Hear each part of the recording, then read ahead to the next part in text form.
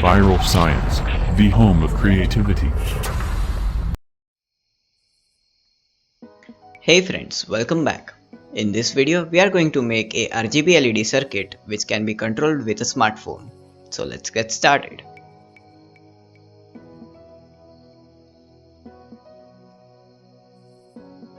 This is the circuit diagram of our today's project. Link to download this diagram is in the description down below. I have converted the circuit into PCB file. Link to download the Gerber file is in the description down below. So to order PCBs, I have chosen jlcpcb.com. They are the top sellers and top manufacturers of PCBs and also our today's sponsor. So first we will add our Gerber file. We will select the quantity and also select the color and place our order.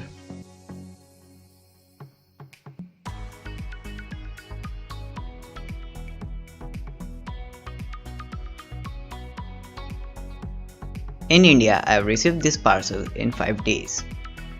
So let's quickly unbox it.